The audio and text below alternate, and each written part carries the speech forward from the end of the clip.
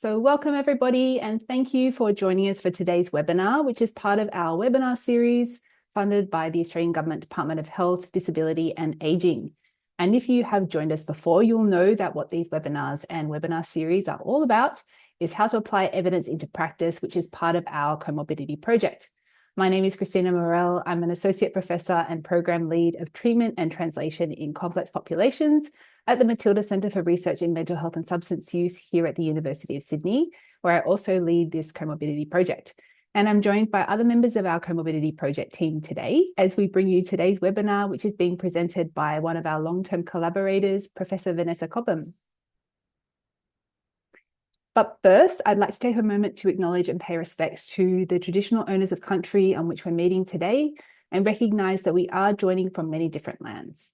The traditional owners of country that I'm lucky enough to live and work on are the Gadigal peoples, and I'd also like to recognise their continuing connection to land, waters and skies, and acknowledge the same for traditional owners of country that you're all joining from, and pay respects to elders past, present and emerging, as well as any Aboriginal and Torres Strait Islander people who are joining us today.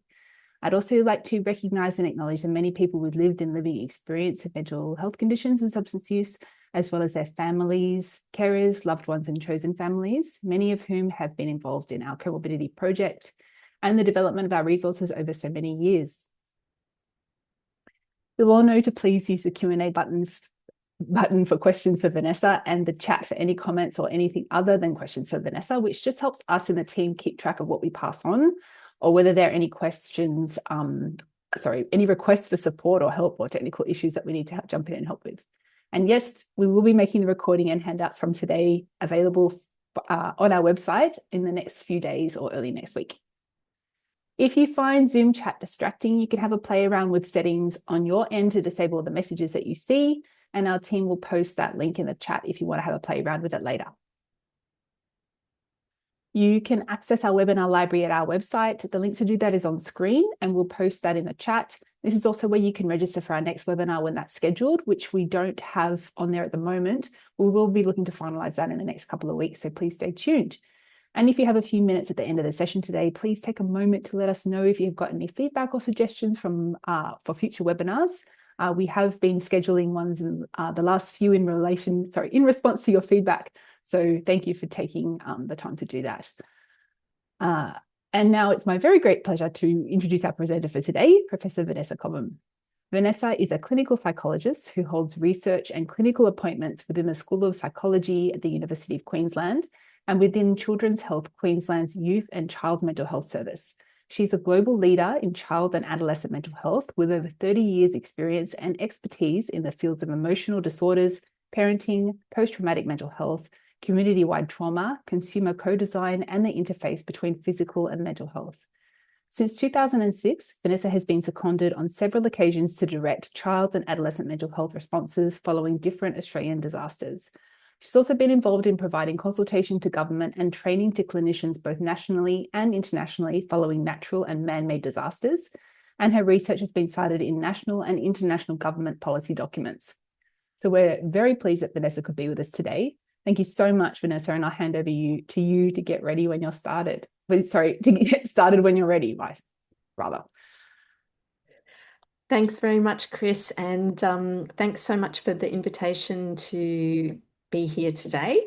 I'm going to be talking today about working with children, young people and families after community-wide disaster events, whether they be natural or man-made, and I guess specifically with a bit of a focus on some of the lessons that I've learned along the way. And it's a great pleasure to be here. So thanks again, Chris and Sally, for the invitation. There we go. So just to also pay acknowledgement of country and to recognise the immensely valuable contribution of the Aboriginal and traditional owners of the lands on which we're all meeting today, the different lands, and I guess acknowledge the incredible custodianship over thousands and thousands of years of the traditional owners of this land that we are lucky enough to call home. I also wanted to just do some quick thank yous to the national and international government departments that have funded the different disaster responses that I've been lucky enough to be involved in, local councils and non-government organisations such as Beyond Blue, Red Cross. I'd like to acknowledge my chief partner in crime when it comes to post-disaster child and adolescent mental health responses, Professor Brett McDermott, a child and adolescent psychiatrist, our clinicians, so members of our specific child and adolescent mental health disaster response teams, as well as postgraduate clinical psychology trainees who have often been clinicians for us. And school-based psychologists, as well as CAMS and KIMS staff around the country. Collaborators, so Phoenix, the Australian Centre for Post-Traumatic Mental Health, with whom we've worked over many, many years, Triple P International and the University of Queensland. School principals, as well as all their staff in disaster affected areas, and most importantly, of course, the families who participated in our responses. So the learning objectives are that hopefully by the end of this presentation, people will have an improved understanding of the prevalence of and risk factors for the development of PTSD among children and young people exposed to disaster. I'll spend a bit of time talking about the specific risk factor of parent and child communication post-disaster. And I'm just noting the fact that I'm using that term parent to refer to the very wide range of people who might be in that role of primary caregiver for a child or young person. Hopefully you'll have an understanding of the stepped care model that we have used in the child and youth post-disaster mental health responses that we've led, and some of the key lessons that we've learned and the challenges that we've identified. Okay, so in terms of the prevalence of post-traumatic stress symptoms, so in other words, subclinical PTSD and then diagnosable PTSD,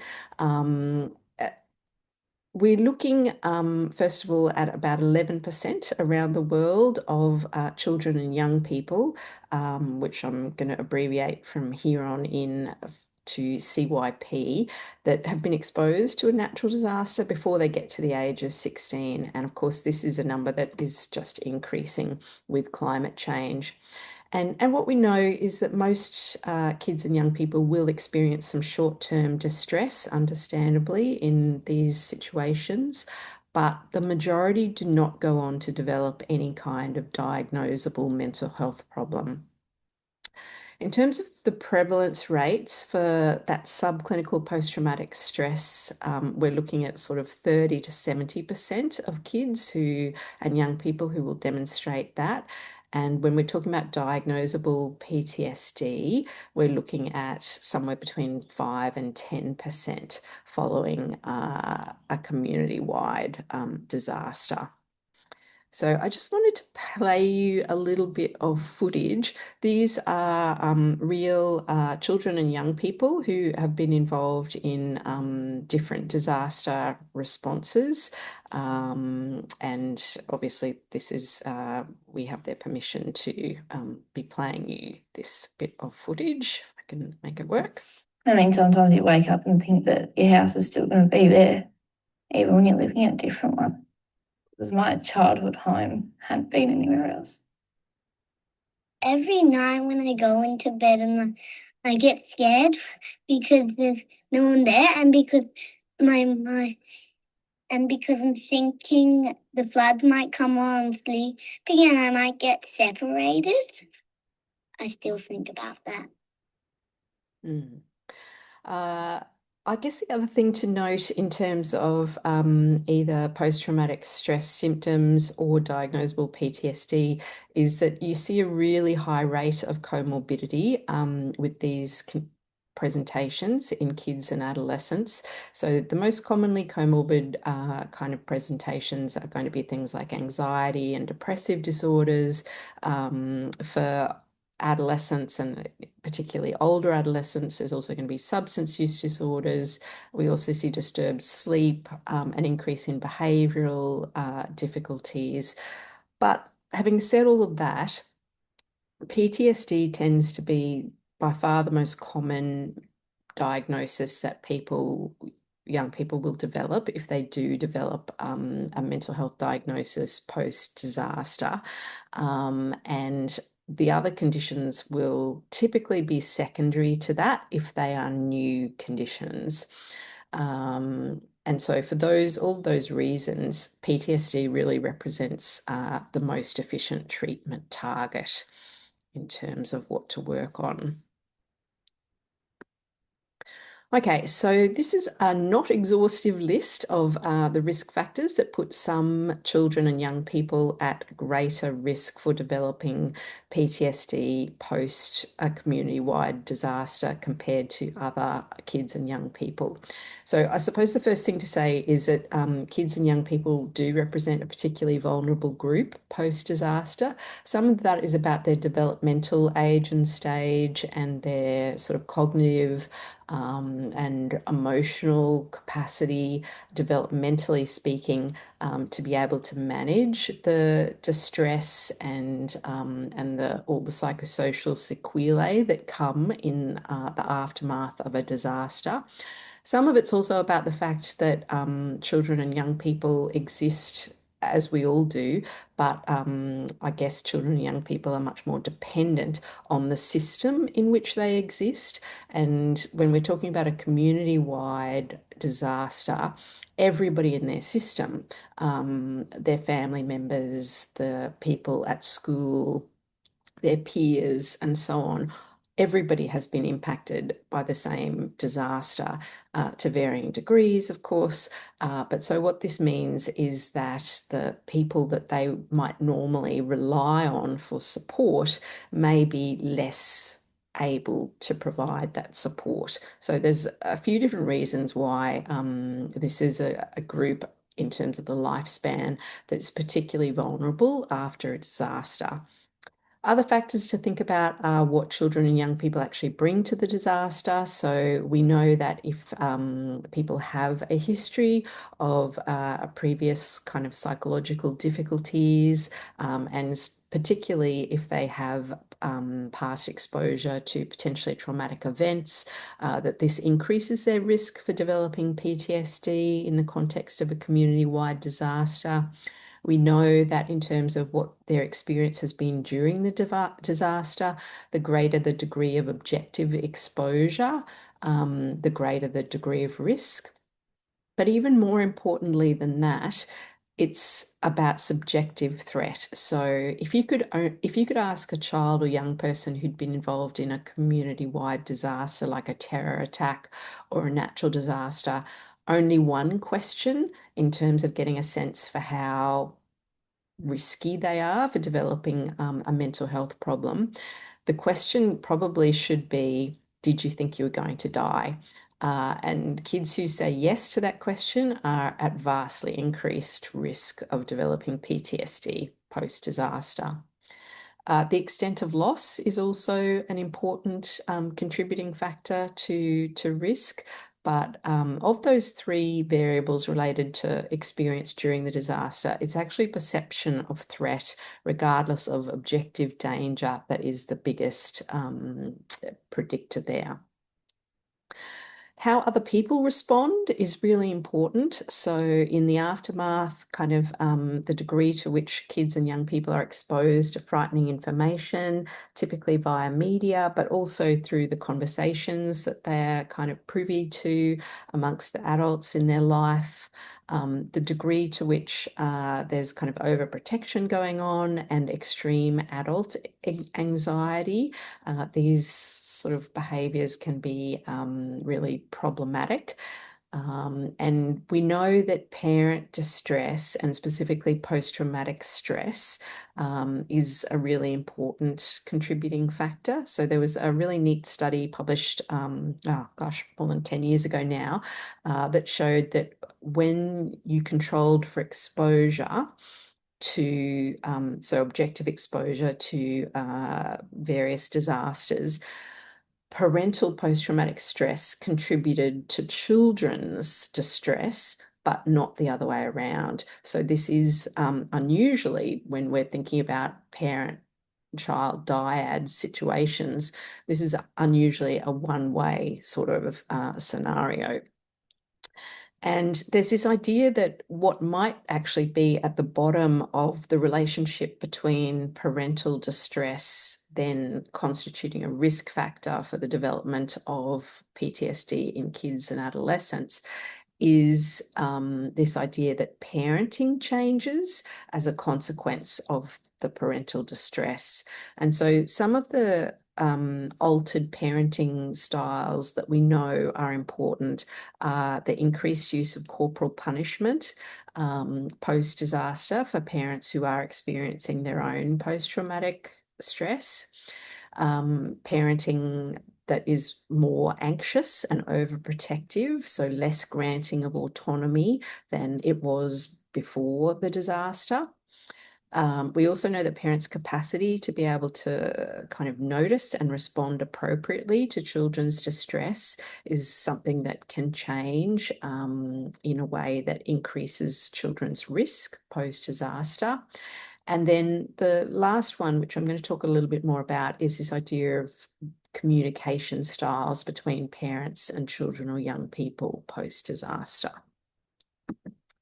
So focusing on that, we know that in the face of exposure to a potentially traumatic event, talk or communication, both in terms of its frequency, its duration, and the nature of the conversation about that potentially traumatic event by parents to their children or young person can really be an important risk factor for the development of PTSD in children and young people. And this is kind of tricky for parents because on the one hand, talking too much can be a problem. On the other hand, talking too little or perhaps not at all can also be a problem.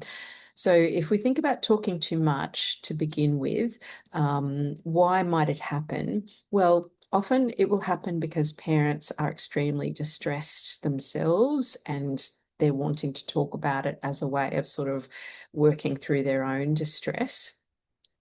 It might also happen because parents are worried about their kids and young people. And so there's this idea of sort of constantly wanting to check in and sort of, do this emotional temperature taking, are you okay? How are you going?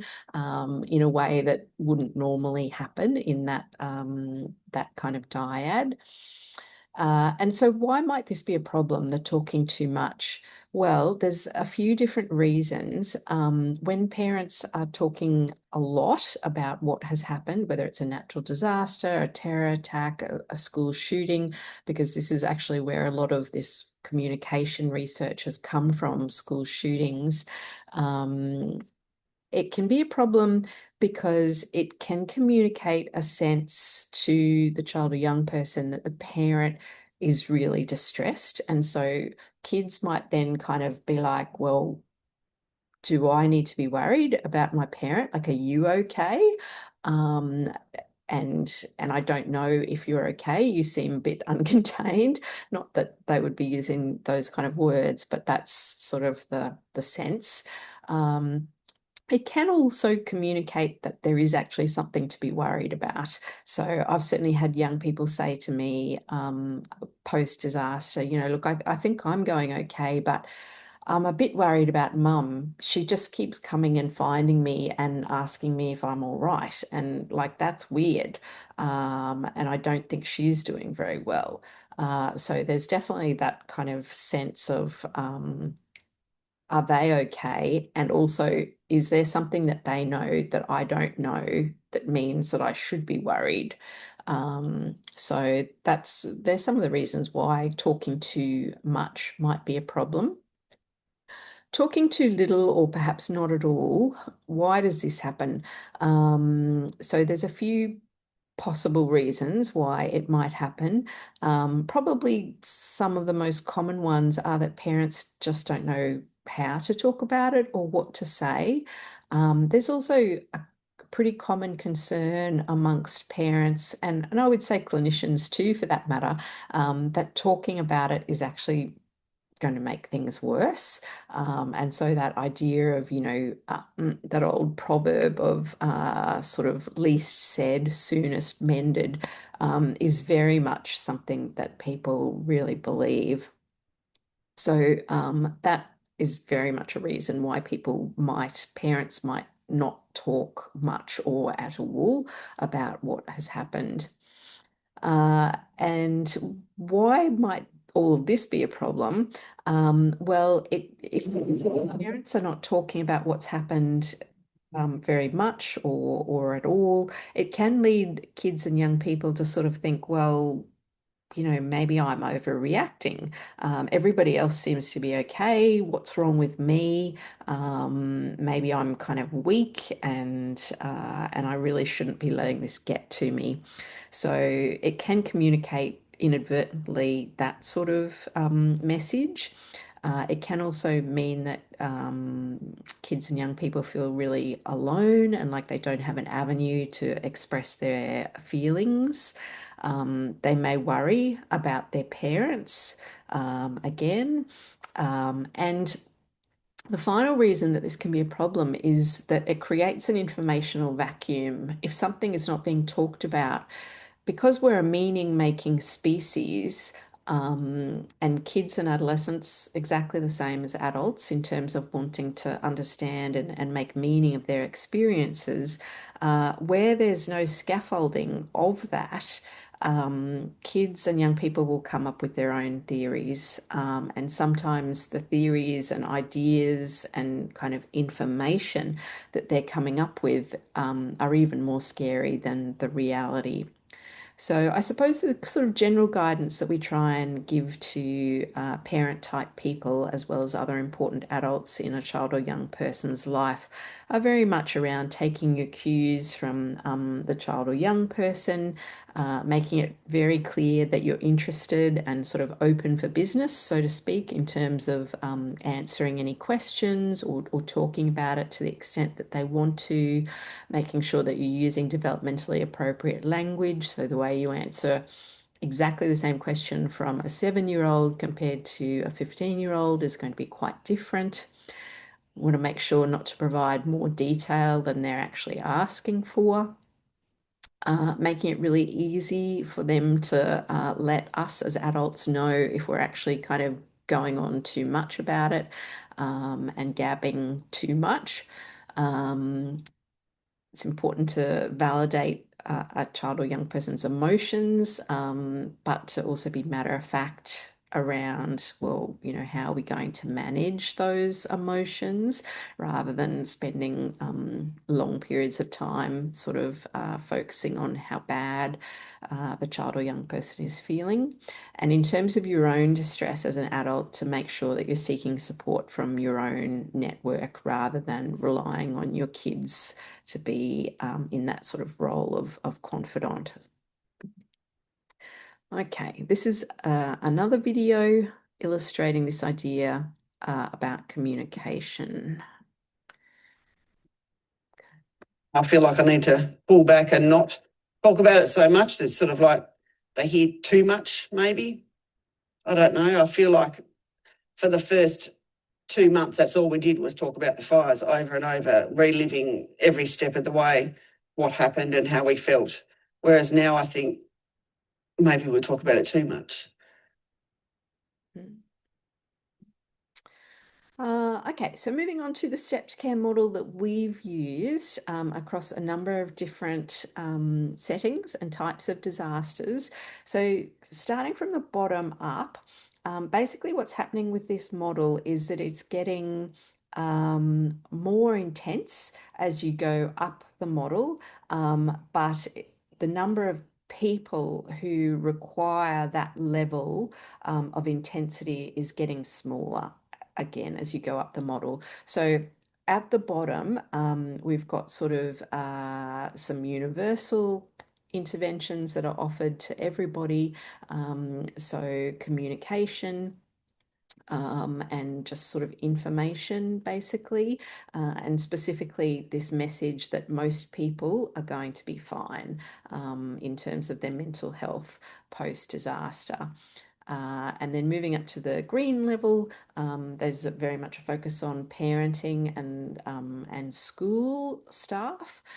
So we have a program called Disaster Recovery Triple P, which is a 2-hour seminar for parents who are living in disaster affected areas, and that is ideally delivered sort of in the 1 to 3 month mark post disaster.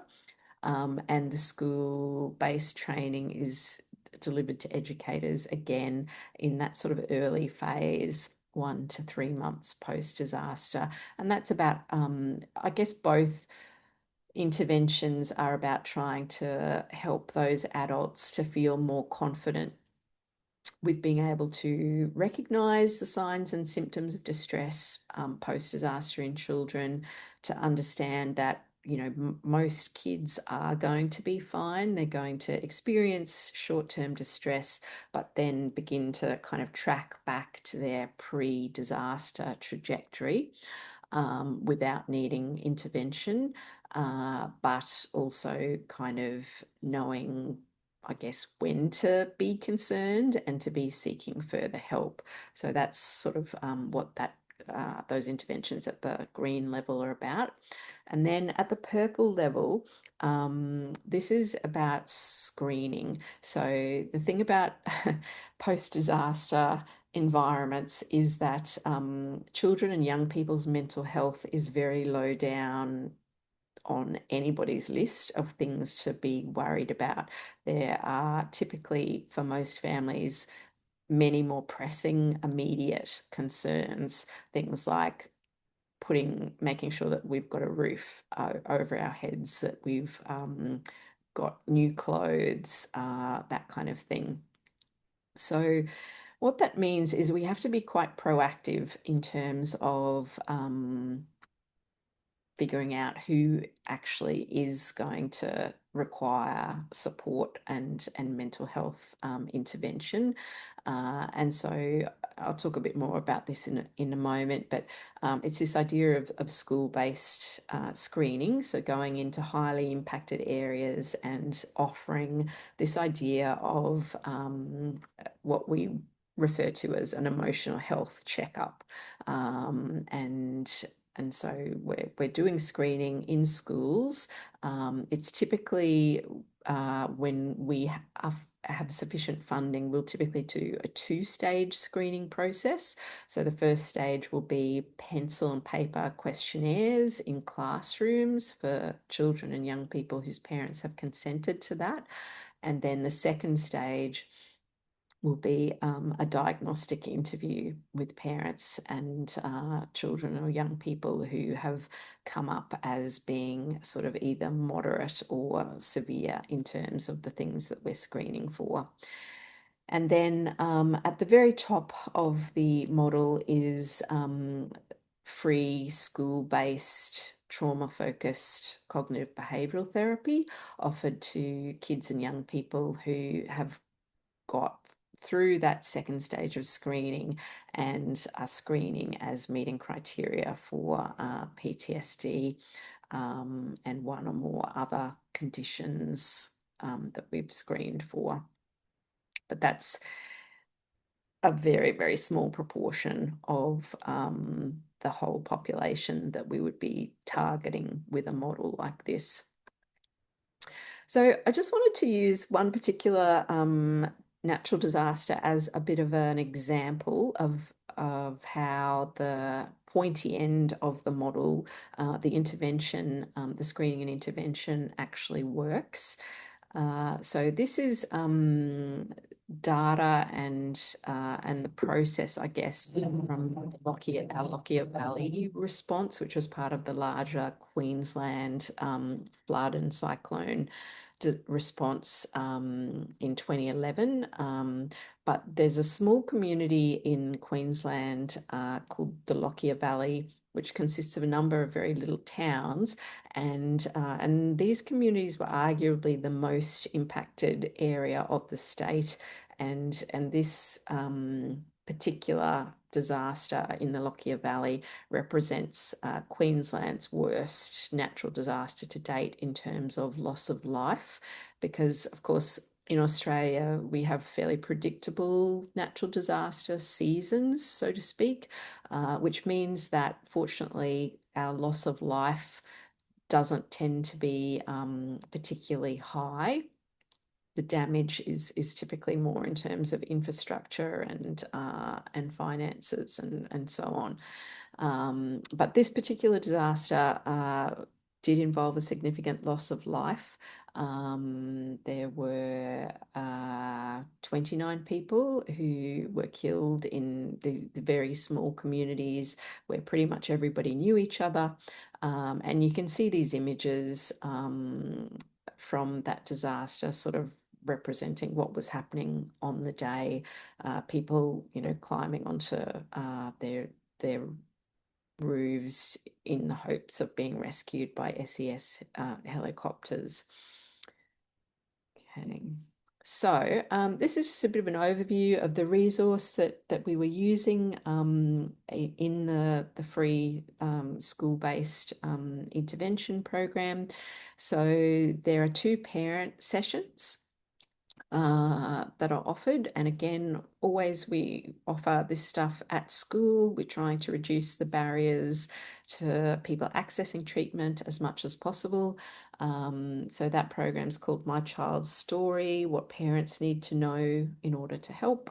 And then the child program is either 7 or 8 sessions, depending on whether kids need the grief session and a booster session as well. And that program is just called My Story. And the applications of this program to date include PTSD in kids and young people resulting from many different natural disasters around the country and in other parts of the world as well, accidental injuries, physical assault, and terror attacks. Okay, so I mentioned before that we do a 2-stage screening process. The first stage is pencil and paper questionnaires, where we're looking at post-traumatic stress, but we're also looking at the most commonly comorbid conditions as well, anxiety and depression. For kids and young people who are coming up as sort of elevated on those measures, they're then invited to proceed to stage 2 screening, which is a diagnostic interview. And that's what I'm about to show you. This is an interview that's called the Anxiety Disorders Interview Schedule for Children. And we would do this interview with kids and their caregivers separately, and then sort of combine those results. So first of all, so what you're seeing here is the percentage of children who are free of the diagnosis of PTSD. These are the children who participated in the school-based treatment intervention that I just described. So at pre-treatment, 100% of the young people following this Lockyer Valley disaster met criteria for PTSD. And then at post-treatment, about 10.5% still meet criteria. Oh, sorry. Yeah, still meet criteria for PTSD. So the vast majority of them are now free of that diagnosis, nearly 90%. And at 6 months, this graph, sorry, I should have updated it. At 6 months, it's actually 0% who have PTSD. So it's 100% of the kids that we treated that are free of that diagnosis. And similarly, 12 months down the track, 100% of the treated kids are free of the diagnosis of PTSD, according to this structured diagnostic interview. If we look at anxiety, other anxiety disorders, and also depressive disorders, we can also see that there is a nice reduction over time. So at pre-treatment, in this particular disaster, 84.2% of the treated kids actually met criteria for at least one other anxiety disorder, because back in 2011 and 2012, when we were actually doing this intervention, of course, PTSD still lived in the anxiety disorders chapter of DSM. So yeah, a vast majority, nearly 85% of the treated group also met criteria for some other type of anxiety disorder. In terms of a depressive disorder, that's kind of sitting at about 20. No, it's not. Sorry, I'm looking at the wrong column. That was sitting at just under 40% who were meeting criteria pre-treatment. And you can see that it's following the same pattern as PTSD according to our diagnostic interview schedule in terms of reducing, with the biggest reductions happening from pre to post treatment and then being maintained over time up to the 12-month follow-up point. Okay, so I just wanted to show you, this is, and was embarrassed to realize when I took a screenshot from the article that was published last year. Again, this is the Lockyer Valley data. And yes, a very, very big lag between when we actually did the work and when we got around to writing it up for publication. I was embarrassed to see this spelling mistake. The bit that's highlighted in red there. Anyway, this literally blows my mind, because let me take you through the way this participant flow chart works. So we had 4 schools in the disaster affected areas, 316 students that were potential candidates for screening. More than 50% of parents did not consent for their kids to be screened. That didn't particularly surprise us.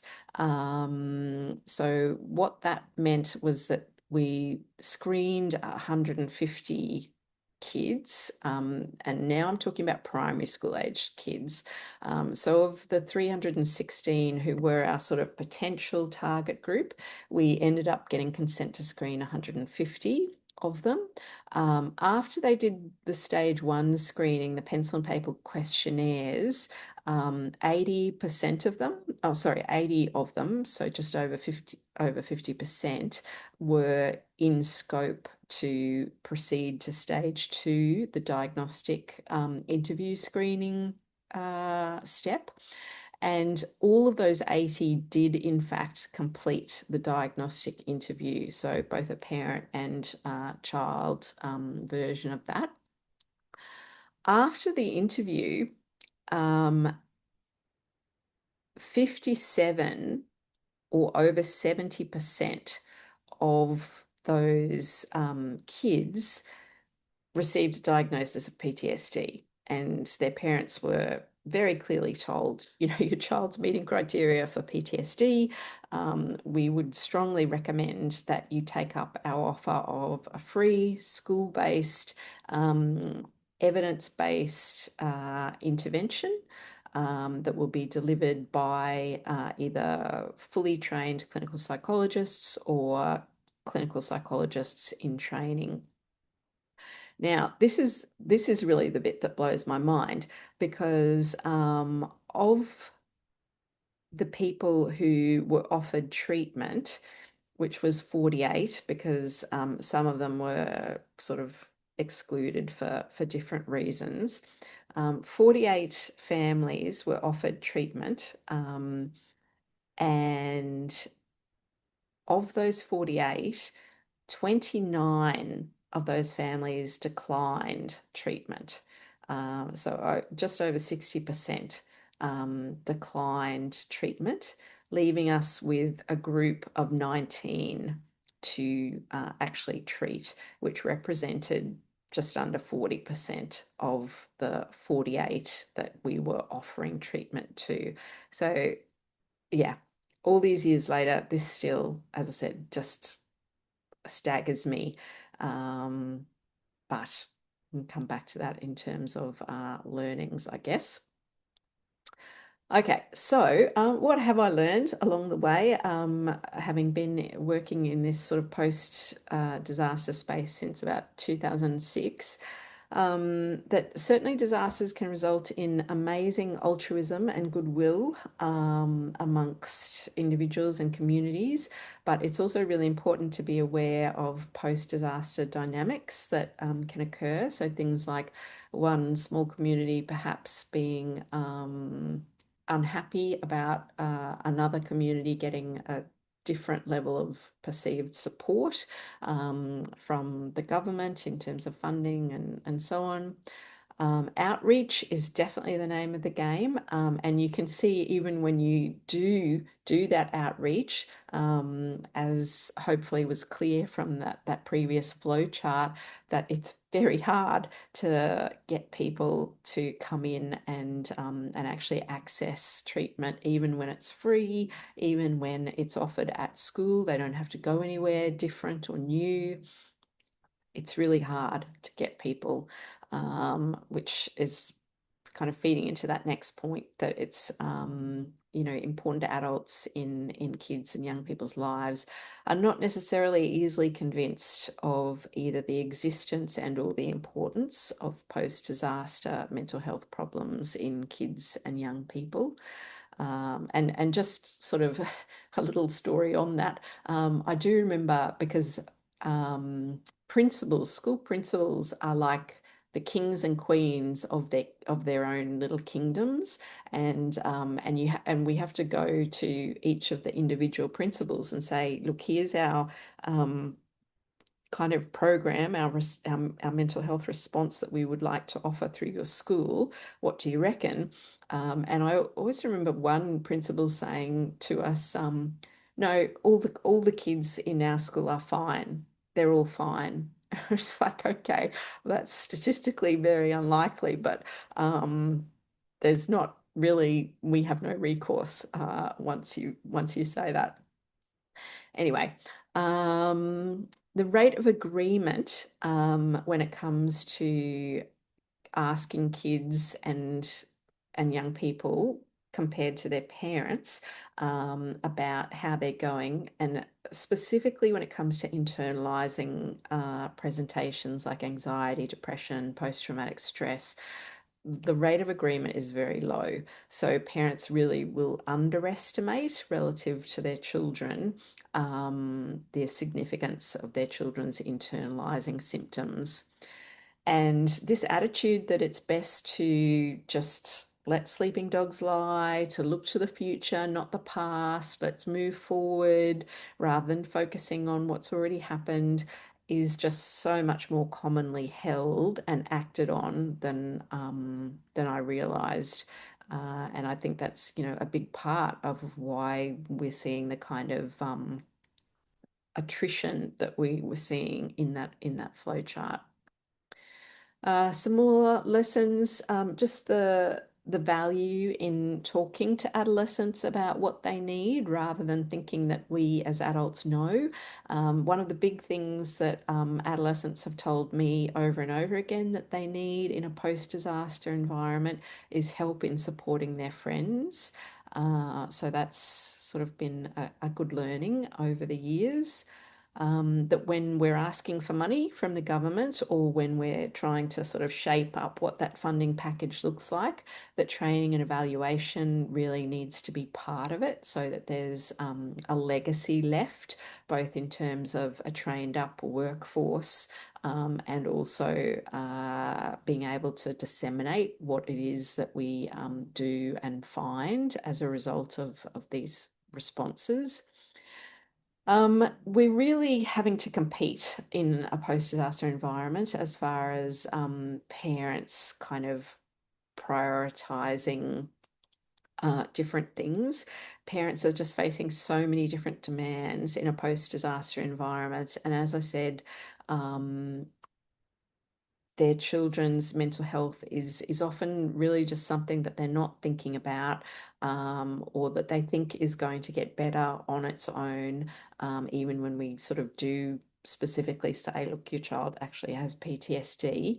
I think there is this sort of widespread idea that things will get better with the passage of time, when, despite the fact that we say that that's not the case, because I should have said earlier, in terms of the timing of the screening, we would never do screening less than 3 months out from a disaster, because we're wanting to give people the opportunity to do that natural recovery that we know most kids and adolescents will do with the passage of time and with the support of their own networks, their families, their friends, their community. So we'd typically be doing kind of stage 1 screening, maybe 3-4 months post-disaster, and then stage 2 screening. Again, we leave a chunk of time in between stage 1 and stage 2 to see if we're going to see that natural recovery. So the stage 2 screening would happen sort of more like at the 5 to 6 month mark post-disaster. So anybody who's screening positive at stage 2, as we say to parents, it's very unlikely that they're going to just recover with the passage of more time if they haven't at this point. But nonetheless, that's a message that is often seems to be ignored. I think teachers and actually pretty much all school staff need more support, both for themselves and also in how to support kids and young people in a post-disaster environment. And of course, during and after a disaster, children and young people and their parents are often just quietly heroic, and the stories that you hear are just incredible. The things that kids and young people have done, the resilience that they've shown, that their parents have shown, really just awe-inspiring. So I would say, in summary, the biggest challenges that we face when it comes to this sort of thing are uptake of everything in our model, knowing when is the best time to deliver just about everything in our model, although I'm pretty happy with our timing around screening and treatment. We don't have anything fantastic at this point for preschool age kids, so really little kids. And one of the big challenges is the workforce, because the thing is that, of course, mental health clinicians specialising in working with kids and adolescents are all already at capacity. And then a disaster happens and it's not like they magically have more capacity. They don't. So there really needs to be money for a new workforce. And even if you can get the money, it's like, well, where is that workforce going to come from? And so one of the things that we've done in the past, and going back to my acknowledgements page, is we've made use of clinical psychology trainees. We pay them, of course, and they also get a really, quite unique experience. But that is one way around the workforce issue. We definitely need to get better at promotion and dissemination, because if you think about that flow chart and the fact that just over 60% of parents who were told on a diagnostic interview, your child has PTSD, we want to offer you a free school-based intervention, and they declined that invitation. So we need to be doing something differently in that space, because that's, a really alarming sort of figure. And I think that brings me to the end. And I guess just to emphasize this idea that with the support of their families, their friends and communities, and the passage of time, we know that most children and young people are going to be okay post-disaster. So thank you. Thank you so much, Vanessa. What an incredible and comprehensive presentation you've given us today, with an outline of the work that you're doing in community and some very positive messages there, as well as that curious one about why parents don't uptake your offer of help. Do you have any more insights you can give us on that as to why? I think I think that, you know, people really desperately hope that things will get better with the passage of time, despite us saying to them that we think that's unlikely.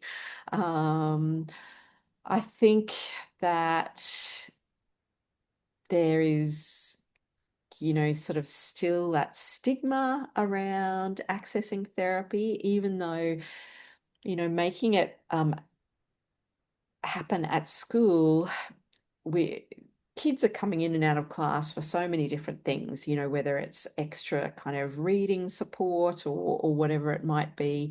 And so offering it in the school, they're just coming out of class to come and do their session with us.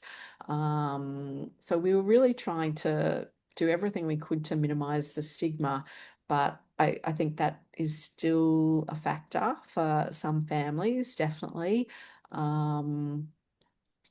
I also think that that when parents are struggling themselves with their own mental health, it's too much, potentially. I mean, we don't know this because, of course, we couldn't. This is always when we do this, it's a service initiative. It's part of a health service initiative, and so we can't go and ask people, you know, please tell us why you decided against this. Uh, yeah, so we can't actually ask them that question, unfortunately, but I suspect that there's a number of parents who are struggling themselves, and it's just way too confronting to think that their kids are not okay. And so even though they get right up to that point, so you know, there's a good half that don't consent from the outset for their kids to be screened, but then the people who did consent for their kids to be screened, when we said to them, we think you should proceed to a diagnostic interview, they all did. It's just that post getting their recommendation, 60% of them decided, of the ones who were offered and told, you know, we think your child needs this, decided no, which, yeah, so we're left to speculate as to why that is, really, but they're some of our theories. Yeah, thank you. We have one question here, and if we have time, I'm dying to ask you a question also. But the question here is really about, more generally, it would be interesting to see the overall impact that climate change is having on mental health and well-being, I'm assuming, of our young people, and what can we do to address this going forward? I mean, that's a tricky one in 3 minutes, Vanessa, but I'm handing it over anyway. Yeah, look, it's a great question. It's definitely having an impact. So not just for kids and young people who are directly impacted by natural disasters, but more generally in terms of that sort of existential anxiety about the future. We definitely know that, and there's actually, we have the term climate anxiety, and a large proportion of more so young people rather than children are experiencing climate anxiety, and that is also linked to lowered mood. What can we do about it? Well, this is not an area in which I have any particular expertise, but I am lucky enough to know somebody who does have expertise, to know a few people who do have expertise in this area, and the thing that they sort of come back to over and over again in terms of what we can do about it as far as young people's well-being, mental well-being goes, is to focus on building hopefulness and to encourage young people to think about what actions can I take to contribute to being able to do something at my individual local level around climate change, because it's the sense when you feel like you can't do anything and you're not doing anything, that's when the hopelessness really starts to take over. And my colleagues who know much more about this than I do tell me that the big thing that we need to be doing is trying to build a sense of hope and hopefulness in young people, and that comes through thinking about what positive action can I take.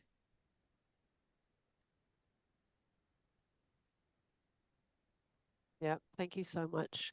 I want to thank you again, Professor Cobham, for joining us today, because we've only got 2 minutes. So I'm going to hand over to Chris to steer us out. Thank you again. That's my pleasure. Thanks, Sally. Thank you so much, Vanessa. And I know that we've got a few more questions remaining, and I'm very sorry we didn't get time to answer those. There's just so much information there, Vanessa. Thank you so much. And just before we go, I want to let everybody know that you can find out more information on our guidelines, which this webinar, of course, is linked to, and our other resources at our website there on screen, including our newly released implementation toolkit, all of which are free.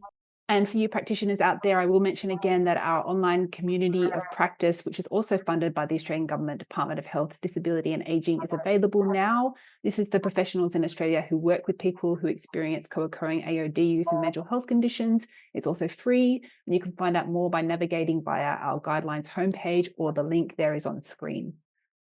So thank you again, everybody, for having joined us for this webinar. If you're interested in having a look at our library of past webinars, watching this one again, catching up on what you might have missed, or sharing it with your colleagues, you can do that at our website. We will be coming back again with more webinars, but please do not, we don't have a date or time for our next one. Please subscribe to our mailing list, or you can check out our website to find out when the next one will be. We're hoping either late July or August. But until then, thank you again for joining us today. Thank you again so much, Vanessa. And please, everybody, enjoy the rest of your day.